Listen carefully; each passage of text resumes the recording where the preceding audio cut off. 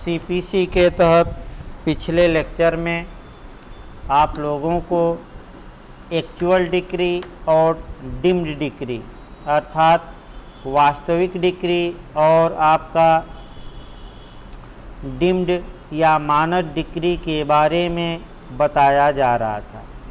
मैंने बताया था कि एक्चुअल डिक्री तब कही जाएगी जब जो डिक्री के जो एसेंशियल एलिमेंट है वो उसका फुलफिल हो, यानी कि वह पूर्ण हो। और आपका डिम्ड डिक्री आपका तब कही जाएगी जब एसेंशियल एलिमेंट की पूर्ति न हो फिर भी कानून उसे डिक्री मान ले। अब ये पूछा जाता है कि कौन कौन डिम्ड डिक्री हैं, तो मैं बताया था डिम्ड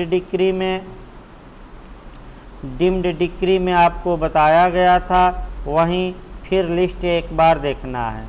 आदेश 7 यानी कि आदेश 7 का आपका नियम 11, आदेश 7 का नियम 11 वाद पत्र का नामंजूरन, ये भी डिम्ड डिक्री है।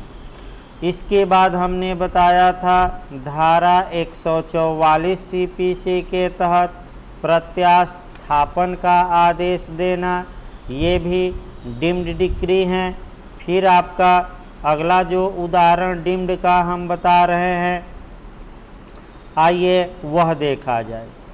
जैसे कि या तो मुस्लिम लॉ या हिंदू विवाह में विवाह विच्छेद या डाइवोर्स का मुकदमा जो शुरू किया जाता है वह एप्लीकेशन अर्थात आवेदन पर शुरू किया जाता है, लेकिन इसमें जो जजमेंट आता है उसे डिक्री कहा जाता है।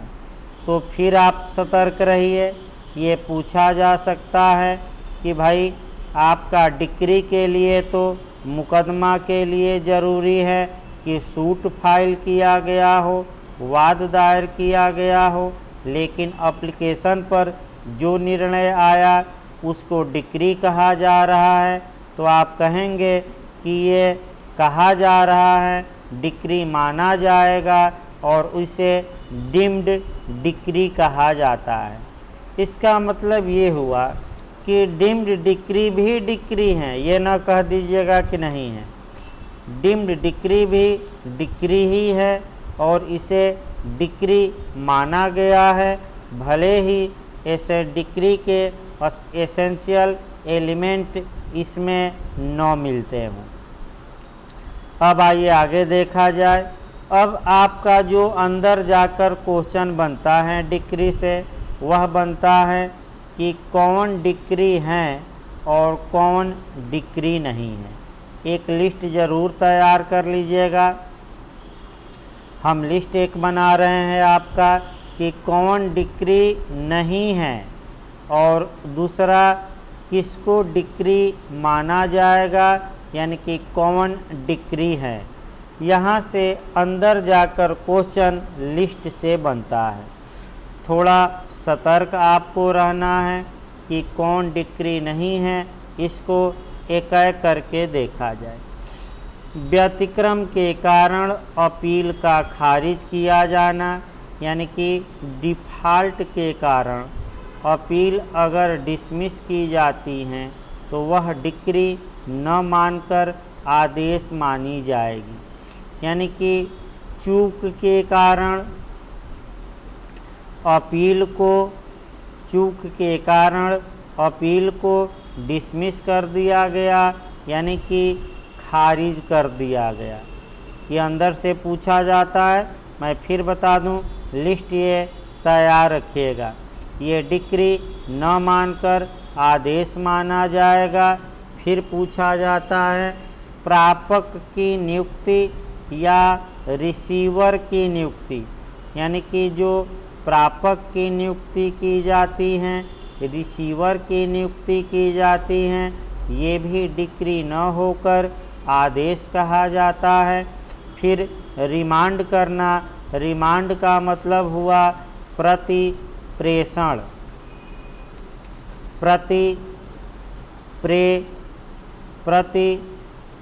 प्रेषण करना, रिमांड करना। तो अब पूछा जाता है कि सीपीसी में प्रापक पहले बता दिया जाए। जहाँ तक प्रापक की बात है, प्रापक के बारे में आदेश 40 में प्रावधान किया गया है, जबकि रिमांड या प्रतिप्रेषण के बारे में सीपीसी की धारा 107 में प्रावधान किया गया है। ये भी डिक्री न मानकर आदेश माना जाता है। इसके बाद इंटरिम रिलीफ या अंतरिम,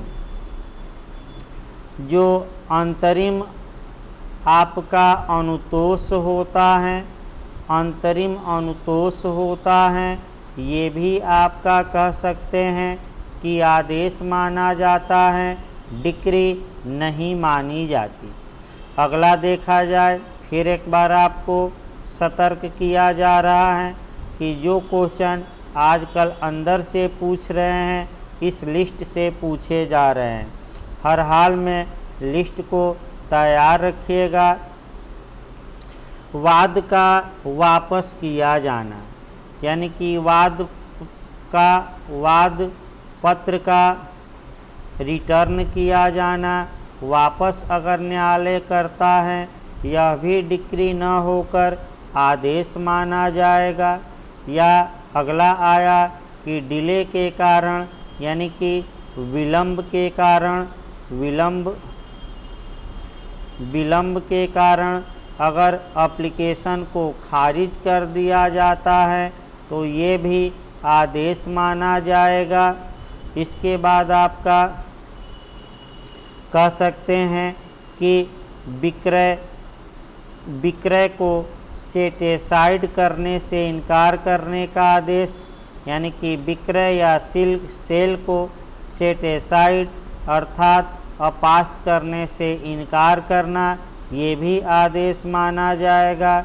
इसके बाद आयोग या कमीशन, आयोग का गठन करना, कमीशन का गठन करना भी, ये भी आदेश माना जाएगा। अब आइए आगे देखा जाए कि किस निर्णय को डिक्री माना जाए। इसकी कुछ हम लिस्ट बना देते हैं और ये लिस्ट रटे रहिएगा। तो आपको ये जानना है कि कुछ निर्णय ऐसे हैं जिसे डिक्री माना जाएगा। अब कौन कौन से निर्णय हैं जिसे डिक्री माना जाएगा, ये भी लिस्ट आपका एक एक करके याद रखना है। वादों का उपशमन पहला है, वादों का एबेटमेंट या उपशमन, वादों का उपशमन या एबेटमेंट। दूसरा, अपील का खारिज करना, यानी कि अगर समय पर अपील न की गई हो और न्यायालय ने अपील को लिमिटेशन एक्ट के बीत जाने के कारण, समय के बीत जाने के कारण खारिज कर दिया है, तो यह भी आपका डिक्री माना जाएगा।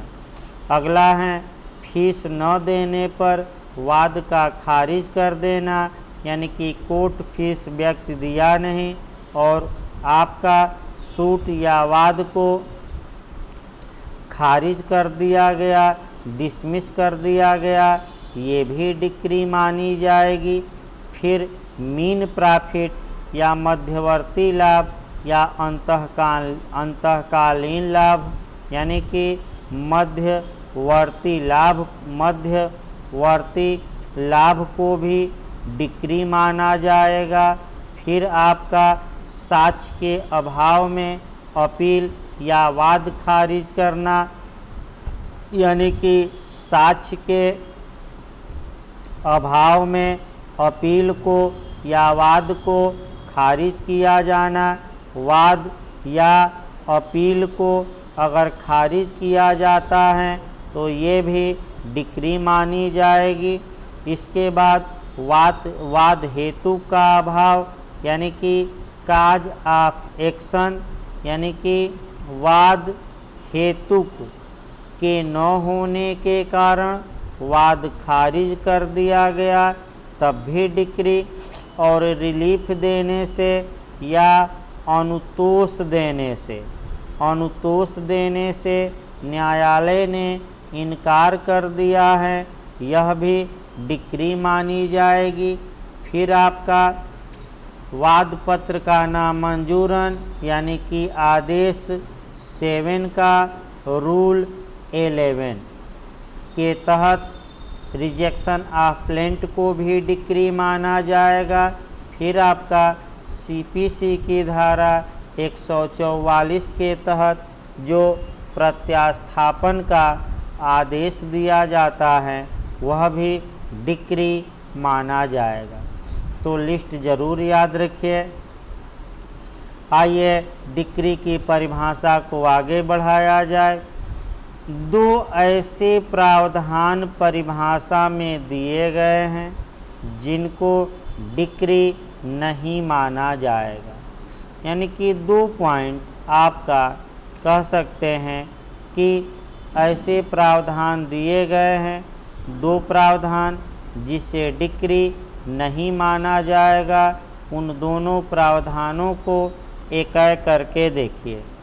यानी कि आपका बेयर एक्ट ये बता देता है कि निम्नलिखित 2 प्रावधानों को, 2 बातों को डिक्री नहीं माना जाएगा। पहला है आपका डिसमिस इन डिफ़ॉल्ट, यानी कि व्यतिक्रम के कारण खारिजी का आदेश, व्यतिक्रम के कारण खारिजी। और दूसरा दिया है ऐसा न्याय निर्णयन या ऐसा निर्णय जिसकी अपील आदेश के भांति होती हैं, यानी कि जिसके लिए अपील उस तरीके से होती है जिस तरीके से आदेश की अपील होती है। यानी कि डिसमिस इन डिफ़ॉल्ट, इसको पहले समझिए। व्यतिक्रम या चूक के कारण खारिजी का आदेश देना, पहले वाले को अच्छे से समझिए। जैसे कि ए तथा बी, ए ने वाद दायर किया बी के खिलाफ, और जब पुकार हुई सुनवाई के लिए तो ए उस दौरान हाजिर न्यायालय में नहीं था, तो न्यायालय ने गैर हाजिरी के कारण या चूक के कारण या व्यतिक्रम के कारण ए के सूट को डिसमिस कर दिया, खारिज कर दिया। तो व्यतिक्रम के कारण ए का जो वाद खारिज किया जाएगा उसे डिक्री न मानकर आदेश माना जाएगा, ये याद रखना है। दूसरा, ऐसा निर्णय जिसकी अपील आदेश की भांति होती हैं, इसको समझिए। देखिए, सामान्यतः अभी आपको बताया जाएगा, आर्डर भी डिक्री के बाद, और दोनों में अंतर भी बताया जाएगा। सामान्यतः आदेश अपीलीय होता है, यानी कि आदेश की अपील सामान्यतः नहीं होती। आदेश की अपील तभी हो सकती है जब कानून में अपील का प्रावधान किया गया हो, अर्थात इसका मतलब जब तक कि सीपीसी में वह आदेश अपीलीय न बनाया गया हो, उस आदेश की अपील नहीं होगी। तो किन किन आदेशों की अपील हो सकती हैं, इसके लिए सीपीसी की धारा 104 का क्लाज 1 देखना है। फिर आपका सीपीसी का आर्डर 43 का रूल 1 देखना है, और नियमों में भी देखना है। यानी कि अन्य नियमों में भी कुछ ऐसे प्रावधान दिए गए हैं जहाँ कि ये प्रावधानित हैं कि ऐसे आदेश की अपील हो सकेगी। इसका मतलब ये हुआ कि किसी आदेश की अपील तभी हो सकती है जब कानून ने उस आदेश को अपीलेट या अपीलीय बनाया हो और इन आदेशों का वर्णन या लिस्ट दिया गया है सीपीसी की धारा 104(1), सीपीसी के आर्डर 43 रूल 1 और इधर उधर नियमों में कुछ प्रावधान दिए गए हैं। अर्थात ऐसा निर्णय जिसकी अपील आदेश के भांति होती है वह निर्णय भी डिक्री नहीं कहलाएगा बल्कि आदेश ही कहलाएगा। अब आइए डिक्री के प्रकारों को देखा जाए। अंतिम स्पष्ट ये बता देता है बेयर एक्ट। अंतिम जो पैराग्राफ हैं एक्सप्लेशन है ये बता देता है। बेयर एक्ट में ये बताया गया है कि डिक्री या तो प्रारंभिक या अंतिम हो सकेगी या अंशतः प्रारंभिक और अंशतः अंतिम हो सकेगी। यहाँ भी आपका क्वेश्चन अच्छा बनता है। एक तो प्रारंभिक,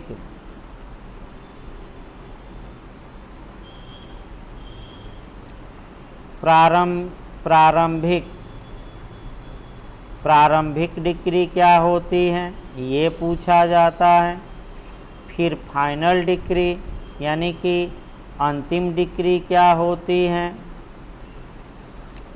अंतिम डिक्री क्या होती है ये पूछा जाता है।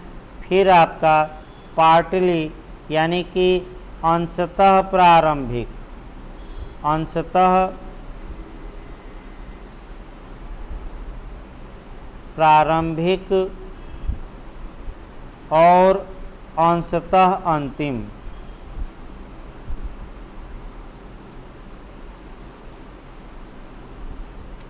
अंशतः अंतिम डिक्री क्या होती हैं यानी कि आपका प्रारंभिक डिक्री, अंतिम डिक्री, अंशतः प्रारंभिक और अंशतः अंतिम। आइए डिक्री या तो प्रारंभिक हो सकेगी या अंतिम हो सकेगी या अंशतः प्रारंभिक या अंशतः अंतिम।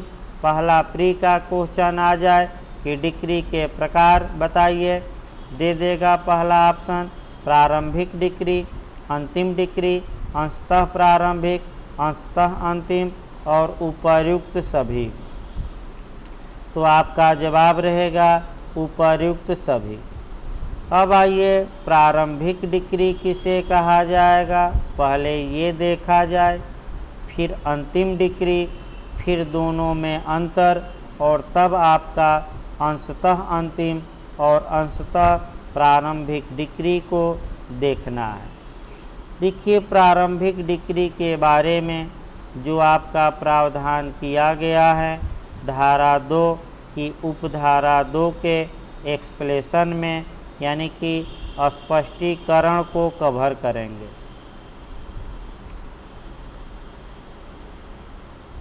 सीपीसी की धारा 2 की उपधारा 2 का एक्सप्लेशन या स्पष्टीकरण ये बता देता है कि डिक्री प्रारंभिक तब कही जाएगी जब वाद के पूर्ण रूप से निपटा दिए जाने से पहले और कार्यवाहियाँ की जानी हैं।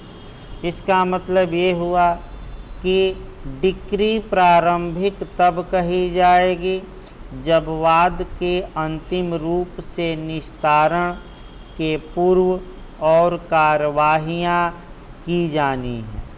इसका मतलब ये हुआ कि प्रारंभिक डिक्री मामले को पूरी तरह नहीं निपटारा करती बल्कि ये बता देती हैं कि अभी कुछ विवाद निपटे हैं और कुछ विवादों का निपटारा आगे किया जाना बाकी है। प्रारंभिक डिक्री पारित करने के लिए न्यायालय बाध्य नहीं है, ये याद रखिएगा। प्रारंभिक डिक्री पारित करने के लिए न्यायालय बाध्य नहीं है। किसी भी मामले में, किसी भी वाद में ये आवश्यक नहीं है कि न्यायालय प्रारंभिक डिक्री पारित करे। न्यायालय यदि चाहें तो एक से अधिक प्रारंभिक डिक्री भी पारित कर सकता है। ये भी पूछा जाता है। एक से अधिक प्रारंभिक डिक्री भी न्यायालय पारित कर सकता है। सीपीसी के आदेश 20 में कुछ ऐसे प्रावधान किए गए हैं जहां की न्यायालय यदि चाहें तो सर्वप्रथम प्रारंभिक डिक्री पारित करे और तत्पश्चात अंतिम डिक्री पारित करे। सीपीसी में अन्य जगहों पर भी ये प्रावधान किया गया है कि न्यायालय यदि चाहें तो सबसे पहले प्रारंभिक डिक्री पारित कर सकता है और उसके बाद अंतिम डिक्री पारित कर सकता है। देखिए, जहाँ तक प्रारंभिक डिक्री की बात है, यहाँ भी सतर्क रहना है। अगर कोई व्यक्ति प्रारंभिक डिक्री से क्षुब्ध हैं, पीड़ित हैं, डिक्री से पीड़ित हैं, प्रारंभिक डिक्री पर उसे आपत्ति है, तो ऐसी दशा में वह प्रारंभिक डिक्री की अपील कर सकता है। प्रारंभिक डिक्री की वह अपील कर सकता है। यदि उसने प्रारंभिक डिक्री की अपील नहीं की है और अपील का जो समय था वह व्यतीत हो गया है, ऐसी दशा में वह अंतिम डिक्री को चुनौती देते समय प्रारंभिक डिक्री पर आपत्ति नहीं कर सकता। फिर एक बार इसको समझिए। अगर कोई पक्षकार प्रारंभिक डिक्री से क्षुब्ध है तो ऐसी दशा में समय रहते हुए उसे प्रारंभिक डिक्री की अपील कर देनी चाहिए। यदि ऐसा व्यक्ति समय रहते प्रारंभिक डिक्री की अपील नहीं करता और तत्पश्चात समय बीत जाने के बाद वह प्रारंभिक डिक्री की अपील करता है तो प्रारंभिक डिक्री की अपील उसकी खारिज कर दी जाएगी। यानी कि ये आपका नियम है। लेकिन एक और नियम आपको समझना है कि यदि प्रारंभिक डिक्री की अपील का समय बचा है और इसी बीच फाइनल डिक्री या अंतिम डिक्री न्यायालय ने पास कर दिया है, तब ऐसी दशा में कह सकते हैं कि पीड़ित पक्षकार, क्षुब्ध पक्षकार प्रारंभिक डिक्री और अंतिम डिक्री दोनों की एक साथ अपील कर सकता है। फिर इसको एक बार समझिए। यदि प्रारंभिक डिक्री पारित कर दी गई और तत्पश्चात कहिए कि प्रारंभिक डिक्री पारित कर दी गई, प्रारंभिक डिक्री की अपील का समय बचा हुआ है और इसी बीच अंतिम डिक्री पारित कर दी जाती हैं, तो पीड़ित पक्षकार, क्षुब्ध पक्षकार दोनों डिक्रियों यानी कि प्रारंभिक डिक्री और अंतिम डिक्री की एक साथ अपील कर सकता है। लेकिन जो अपील के लिए लिमिटेशन या समय की गणना की जाएगी, जो काउंट किया जाएगा टाइम यहाँ पूछा जाता है, वह अंतिम डिक्री दिए जाने की तारीख से न काउंट करके प्रारंभिक डिक्री दिए जाने की तारीख से काउंट किया जाएगा। प्रारंभिक डिक्री अंतिम डिक्री पर निर्भर नहीं होती, जबकि अंतिम डिक्री प्रारंभिक डिक्री पर निर्भर होती है। फिर इसको समझिए। प्रारंभिक डिक्री अंतिम डिक्री पर निर्भर नहीं करती, जबकि अंतिम डिक्री प्रारंभिक डिक्री पर निर्भर करती है। अगला आया कि यदि प्रारंभिक डिक्री को अपील में सेटिसाइड कर दिया गया हो, अर्थात अपास्त कर दिया गया हो, ऐसी दशा में अंतिम डिक्री स्वतः ही अपास्त हो जाएगी, क्योंकि अंतिम डिक्री प्रारंभिक डिक्री पर ही निर्भर करती है। ये भी पूछा जाता है। लेकिन इसके उल्टा नहीं हो सकता। यदि अंतिम डिक्री को अपास्त किया गया है तो इसका मतलब ये नहीं हुआ कि प्रारंभिक डिक्री भी अपास्त हो गई, सेटिस्फाइड हो गई। जहाँ तक फाइनल डिक्री की बात है, अंतिम डिक्री की बात है, अंतिम डिक्री द्वारा न्यायालय मामले को पूरी तरह निपटा देता है। अर्थात अंतिम डिक्री ये बता देती हैं कि अब कोई सुनवाई की आवश्यकता नहीं है, अब फिर से डिक्री पारित करने की आवश्यकता नहीं है। अर्थात यदि प्रारंभिक डिक्री साधन है तो अंतिम डिक्री साध्य कही जाती है। तत्पश्चात आपको ये जानना है कि आपका कह सकते हैं कि अंशतः प्रारंभिक और अंशतः अंतिम, यानी कि partly preliminary and partly finally decree किसे कहा जाएगा। फिर एक क्वेश्चन इंटरव्यू का बनता है, उसे देख लिया जाए। क्या न्यायालय किसी मामले में एक से अधिक अंतिम डिक्री पारित कर सकता है? तो आपका जवाब रहेगा कर सकता है। एक उदाहरण इस पर देखिए। ये क्वेश्चन इंटरव्यू में बना है कि क्या न्यायालय किसी मामले में एक से अधिक अंतिम डिक्री पारित कर सकता है कि नहीं। तो केस सहित याद रखिएगा, फूलचंद्र वर्सेज गोपाल लाल। केस याद रखिएगा, फूलचंद्र वर्सेज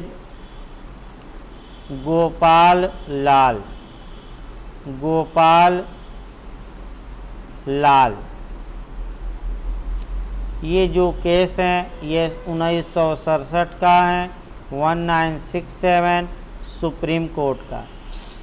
सुप्रीम कोर्ट ने ये बता दिया कि एक से अधिक डिक्री पारित करने में कहीं भी सीपीसी में रोक नहीं है। यदि न्यायालय उचित समझे तो किसी मामले में एक से अधिक डिक्री भी पारित कर सकता है। और वह सबसे अच्छा उदाहरण आप बताइएगा विभाजन का या बंटवारा का। आइए इस उदाहरण को देखा जाए। मान लीजिए कि हिंदू संयुक्त परिवार की संपत्ति हैं। ए और ए, बी तथा सी तीन लोग हैं। ये तीनों लोग पार्टीशन सूट दायर करते हैं। ये मांग करते हैं कि हम लोग संयुक्त हिंदू परिवार के सदस्य हैं और जो प्रॉपर्टी हैं हम लोगों में डिवाइड कर दी जाए, विभाजित कर दी जाए। न्यायालय डिक्री विभाजन का पारित कर देता है। इसी बीच ये पता लगता है कि उस परिवार में एक बच्चा गर्भ में था और गर्भ में था जिस समय डिक्री पारित न्यायालय करता है विभाजन का। एक बच्चा डी हम मान लें ये गर्भ में था और उस समय गर्भ में था जब डिक्री पारित की गई। जैसे ही ये गर्भ से जिंदा बाहर आता है, अब गर्भस्थ शिशु का भी अधिकार है कि उसका भी हिस्सा लगाया जाए। तत्पश्चात न्यायालय में फिर दिया जाता है, मुकदमा किया जाता है कि फिर से न्यायालय विभाजन की डिक्री प्रदान करे, क्योंकि एक और हिस्सेदार उत्पन्न हो गया है आपका डी। तो ऐसी दशा में न्यायालय पुरानी डिक्री को सेटिस्फाइड करते हुए नई डिक्री पारित कर सकता है और गर्भस्थ शिशु जो अब जन्म ले चुका है इसको भी उस संपत्ति में अंश देने का आदेश दिया जाएगा। इसका मतलब ये हुआ कि विभाजन एक ऐसा अच्छा उदाहरण है जहाँ की आवश्यकता पड़ने पर न्यायालय कह सकते हैं कि न्यायालय ये एक ही मामले में एक से अधिक डिक्री पारित कर सकता है। केस याद रखिएगा, फूलचंद्र वर्सेज गोपाल लाल। अब ये आया कि अंशतः अंतिम और अंशतः प्रारंभिक, यानी कि अंशतः प्रारंभिक डिक्री और अंशतः अंतिम डिक्री का क्या मतलब है, तो इसको देखिए। अंशतः प्रारंभिक एवं अंशतः अंतिम डिक्री, ये भी इंटरव्यू में क्वेश्चन बनता है, आपका उदाहरण सहित क्वेश्चन बनता है। और देखिए इसको एक उदाहरण द्वारा, इसको लास्ट में एक उदाहरण द्वारा हम समझा रहे हैं। आपका अंशतः अंतिम और अंशतः प्रारंभिक और अंशतः अंतिम। देखिए जब डिक्री पारित की जाती हैं तो ऐसी दशा में जब कुछ मुद्दों को प्रारंभिक तौर पे निपटाया जाता है और कुछ विवादों को फाइनल तौर पे, अंतिम तौर पे, यानी कि जब डिक्री के माध्यम से कुछ विवादों में कह सकते हैं कुछ विवादों का पूर्ण रूप से निपटारा नहीं किया जाता, जबकि कुछ विवादों का पूर्ण रूप से निपटारा कर दिया जाता है। यानी कि डिक्री एक होती है, दो नहीं होती। उसी डिक्री के माध्यम से कुछ चीज़ों के बारे में अभी पूर्ण रूप से निपटारा नहीं हुआ है, लेकिन कुछ विवादों का पूर्ण रूप से निपटारा कर दिया गया है। तो डिक्री को दो हिस्सों में हम बांट लेंगे। डिक्री का वह भाग जिसके तहत कुछ मामलों का, कुछ विवादों का आंशिक रूप से निपटारा हुआ है, उतना भाग डिक्री का अंशतः प्रारंभिक डिक्री कही जाएगी। जबकि जिन विवादों का पूर्ण रूप से निपटारा हो चुका है उतना भाग अंशतः अंतिम या पार्टली फाइनल डिक्री कहा जाएगा। याद रखिए डिक्री एक होती है, एक डिक्री में ही आपका कुछ विवाद पूर्ण रूप से निपटाए जाते हैं और कुछ विवाद आंशिक रूप से। इसी को माने कह सकते हैं कि अंशतः प्रारंभिक और अंशतः अंतिम डिक्री कहा जाता है। भाई उदाहरण ज़्यादा तो नहीं दिया जा सकता, क्योंकि आपका मैं बता दूं सिलेबस भी आगे बढ़ाना है थोड़ा तेज़ी से। स्लो चल रहा है सिलेबस, इसलिए बहुत ज़्यादा उदाहरण देना भी संभव नहीं है। लेकिन अंशतः प्रारंभिक और अंशतः अंतिम ज़्यादा लोग समझ ही नहीं पाते, इसलिए एक उदाहरण ज़रूर दिया जाएगा। अच्छे से देखिए उदाहरण को। मान लीजिए ए और बी है। ए और बी हैं। बी का ये मकान है, बी का ये मकान है और ए ने इस मकान पर अवैध रूप से कब्जा कर लिया है। यानी कि बी का मकान है और ए अवैध रूप से इस मकान पर कब्जा किया है। बी न्यायालय में जाता है, न्यायालय में जाकर सूट फाइल करता है, वाद दायर करता है और रिलीफ की मांग करता है। पहला अनुतोष मांगता है कि हमें पोजेसन या कब्जा वापस दिलवाया जाए, यानी कि हमें कब्जा ए से वापस दिलवाया जाए। फिर दूसरी मांग करता है कि हमें मीन प्रॉफिट यानी कि मध्यवर्ती लाभ या अंतःकालीन लाभ भी दिलवाया जाए। अंतःकालीन लाभ भी दिलवाया जाए, मीन प्रॉफिट भी दिलवाया जाए। मीन प्रॉफिट का मतलब ये हुआ कि ये जितना दिन हमारे मकान पर कब्जा रखा है उन दिनों में वह वास्तव में मकान से क्या लाभ पाया या क्या लाभ पा सकता था, यानी कि क्या लाभ पाया या क्या लाभ पा सकता था, वह लाभ भी हमें वापस दिलवाया जाए। यानी कि बी ने इन दो मांगों अपने सूट में इन दो रिलीफ की यानी कि अनुतोष की मांग की है। न्यायालय का निर्णय देखिए, डिक्री देखिए। न्यायालय ने ये कहा कि बी को कब्जा वापस किया जाए, पहला। दूसरी बात, डिक्री में न्यायालय ने कहा कि बी अंतःकालीन लाभ पाने का हकदार है, यानी कि बी को मीन प्रॉफिट दिया जाए, अंतःकालीन लाभ दिया जाए। लेकिन बी को अंतःकालीन लाभ कितना दिया जाएगा ये हम बाद में निर्धारित करेंगे। यानी कि बी अंतःकालीन लाभ पाने का हकदार है, लेकिन कितना दिया जाए ये हम बाद में डिसाइड करेंगे। अब इसी में आपको अंशतः प्रारंभिक और अंशतः अंतिम डिक्री देखना है। देखिए डिक्री एक है, ये पहले समझिए, दो डिक्री नहीं है। डिक्री एक ही न्यायालय ने पारित किया, लेकिन अंशतः प्रारंभिक का मतलब ये हुआ कि बी ने जो मीन प्रॉफिट की मांग की थी, मध्यवर्ती लाभ की मांग की थी, न्यायालय ने ये तो डिसाइड किया कि बी मध्यवर्ती लाभ पाने का हकदार है, लेकिन बी कितना मध्यवर्ती लाभ पाएगा इसका निर्धारण न्यायालय बाद में करेगा। इसका मतलब कि जो डिक्री का इतना हिस्सा है ये अंशतः प्रारंभिक डिक्री कहा जाएगा।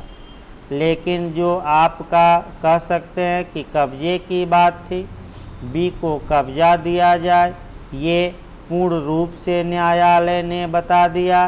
तो ये जो डिक्री का इतना हिस्सा है कि बी को कब्जा वापस दिया जाए, ये कब्जे के बारे में मामले को पूर्ण रूप से निपटा देता है। और डिक्री एक ही है तो इतना हिस्सा अंशतः अंतिम डिक्री और इतना हिस्सा अंशतः प्रारंभिक। फिर एक बार देखिए, जब न्यायालय एक ही डिक्री के माध्यम से आपका कुछ विवादों को पूर्ण रूप से निपटा देता है, कुछ विवादों को आंशिक रूप से ही निपटाता है, तो जिन विवादों को न्यायालय आंशिक रूप से निपटाता है उतनी डिक्री अंशतः प्रारंभिक कही जाती हैं, और जिन विवादों को न्यायालय पूर्ण रूप से निपटा देता है डिक्री का उतना हिस्सा अंशतः अंतिम डिक्री कहा जाता है। ये जो उदाहरण बताया गया, इसी उदाहरण से न समझ में आए तो आप फिर से कह सकते हैं, पूछ सकते हैं, उदाहरण क्वेश्चन भी पूछ सकते हैं। अब अगले लेक्चर में आपको आर्डर पढ़ाया जाएगा। अब थोड़ा तेज़ी लाई जाएगी सीपीसी में। धन्यवाद।